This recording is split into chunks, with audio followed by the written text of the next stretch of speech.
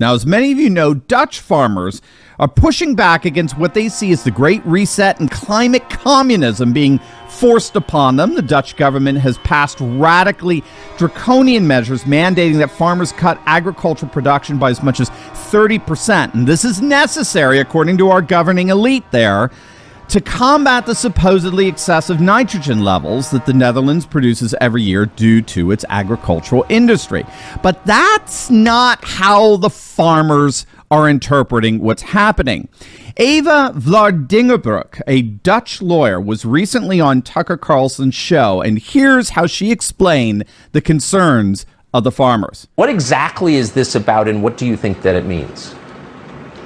Well, very simple, Tucker. What this is about is the Dutch government stealing our farmers' land. And they're doing this under the guise of a made-up nitrogen crisis. And that is basically going to put most of these farmers completely out of business.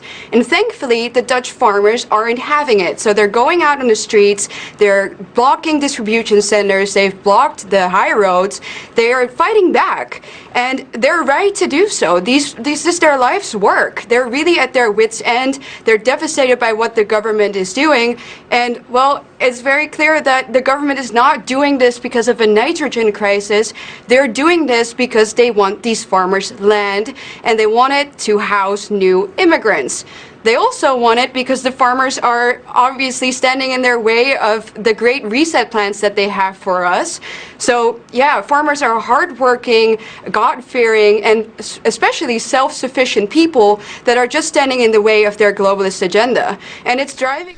Now, that was very well articulated, and it obviously is resonating with Dutch farmers. Their concern is that their government is not just alienated from their concerns. Their concern is that their government despises them and wants to basically cancel them. Now, what's so fascinating in all of this is that when legacy media outlets like Salon.com hear about these concerns, how do they respond? What do you know? They respond by mocking and ridiculing and dismissing these concerns, concerns held by tens of millions of people throughout the West. And the self-own is so blatant. It's astonishing that they can't even see it. Tens of millions throughout the West perceive that the political class does not simply dismiss their concerns, but despises them. They revile them. And how does the legacy media like Salon.com respond to those concerns?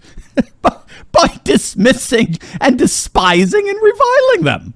Again, it never ceases to amaze me how utterly clueless left-wing ideologues, particularly in the media, are today. They're so out of touch with reality as to make one wonder how they could put two intelligible sentences together.